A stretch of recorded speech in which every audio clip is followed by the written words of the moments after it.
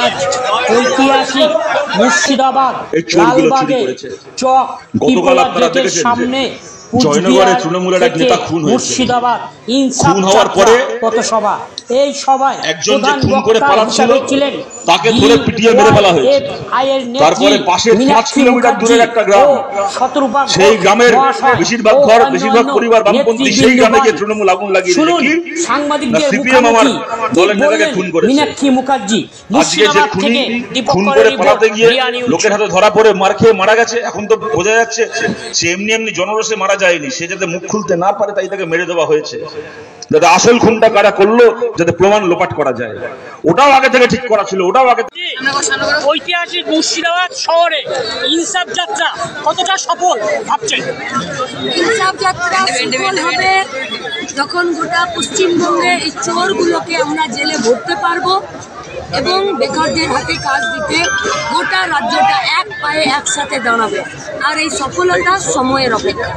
দিদি, যে আপনাদের আজকে সভা এখানে হলো, মানুষ কিরকম সাড়া দিল আপনারা কি মনে করছেন? ক্যামেরাটা একটু আপনার পিছন দিকে ঘোরান, মানুষের সাড়া আপনি নিজেই বুঝে যাবেন।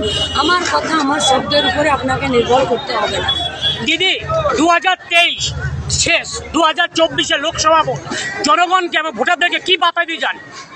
মানুষের বেঁচে থাকাটা যদি দেশ চালানোর পলিসি হয়, মানুষকে সুখ, শান্তি এবং নিরাপত্তা দেওয়াটা যদি দেশের মূল লক্ষ্য হয়, তাহলে ইনসাফ যাত্রা এবং ব্রিগেড সমাবেশ অবশ্যই করে লোকসভার নির্বাচনেও বামপন্থীদের পাশেই মানুষকে দাঁড়ানোর আহ্বান জানাচ্ছে। আপনি গতকাল থেকে মুর্শিদাবাদ জেলাতে এসেছেন এবং বাকি রাজ্যের বাকি জায়গার পাশাপাশি মুর্শিদাবাদ জেলাতে কেমন সাড়া পেলেন? সমগ্র জেলা অন্যান্য জায়গার চাইতে কম না বেশি?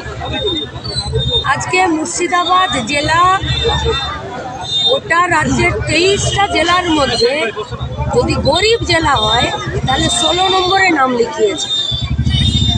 আর মুর্শিদাবাদ 1 নম্বরে নাম লিখিয়েছে পরিযায়ী শ্রমিকের।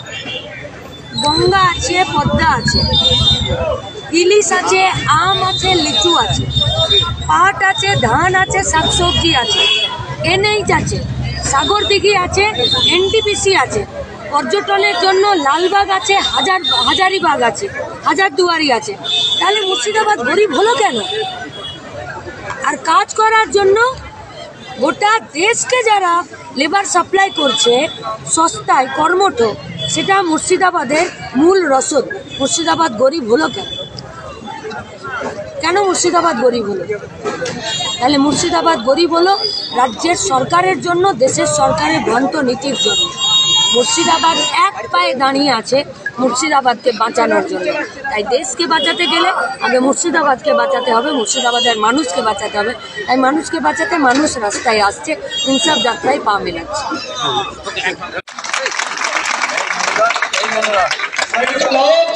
আমাদের সভাটাকে এবার শুরু করবো আবার শতরূপ ঘোষের বক্তব্যের পরে।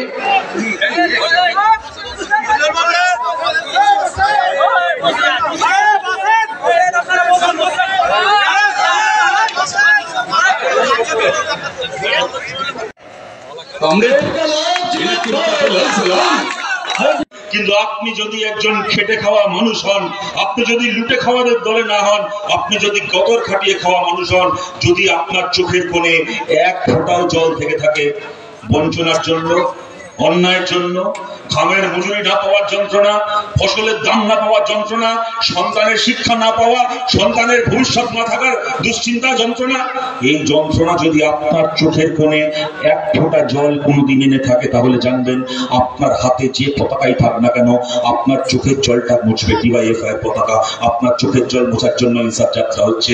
এই ইনসাফ যাত্রা মানুষের আশীর্বাদে, মানুষের শুভেচ্ছায় গোটা বাংলাকে পার করে ব্রিগেডে পৌঁছবে।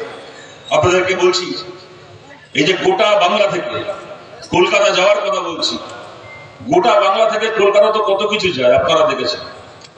আপনারা দেখেছেন রাজ্যের একটা মন্ত্রী পার্থ চ্যাটার্জি, তার বাড়িতে এমন টাকা জমা হয়েছিল।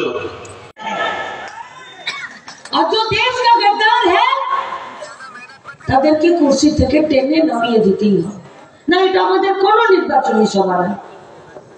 কেউ ক্যান্ডিডেট নেই, যে কেউ ভোট দিন, কিন্তু 7 জানুয়ারি ব্রিগেডে আসুন। কি হবে ব্রিগেডের মাঠে? কি